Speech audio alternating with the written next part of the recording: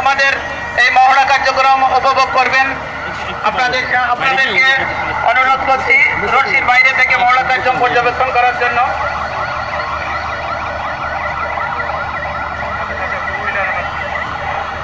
আমরা দেখতে পাচ্ছি একটি অগ্নি বলয়ের মধ্যে অগ্নির সৃষ্টি হয়েছে। ফায়ার সার্ভিসের কিছু কর্মী special fire protective suit, that is asbestos suit পরে আগুনের ভিতর থেকে আটকে পড়া ভিকটিমকে উদ্ধার করার চেষ্টা করছে।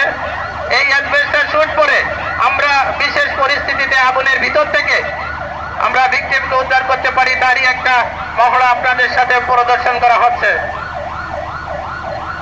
আমরা দেখতে পাচ্ছি অ্যাসবেস্টস স্যুট পরিহিত কিছু সংখ্যক ফায়ার ফাইটার অগ্নি বলয়ের ভিতর থেকে ভিকটিমকে উদ্ধার করেছে এবং তাকে আগুনের ভিতর থেকে বাইরে নিয়ে আসার চেষ্টা করছে।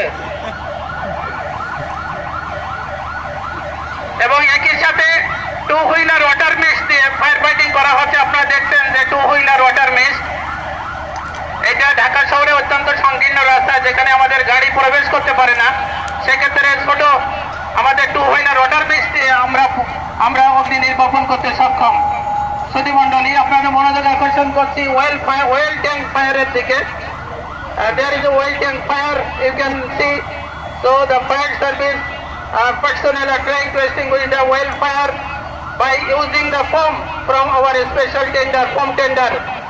So you can see the smoke, density of the smoke is how big it is. The firefighter is trying to extinguish the oil fire by using the foam.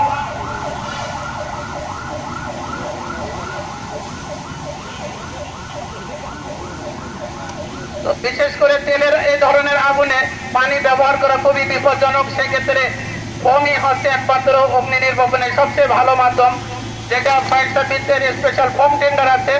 যে ক্ষেত্রে আমরা বিশেষ ধরনের তেলের আগুনে বড় বড় ওয়েল ফায়ারের ক্ষেত্রে আমরা ফায়ার এক্সটিংগুইশার ব্যবহার করে অগ্নি নির্বাপন করে থাকি।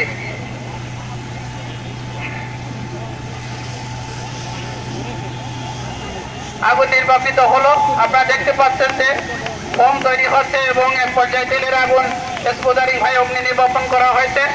ফোমটাকে যখন তেলের আগুনে দেওয়া হয় তখন আগুনের উপরে একটা লেয়ার সৃষ্টি হয় এবং যেখানে অক্সিজেন কাট অফ হয়ে আগুন নিভে যায়।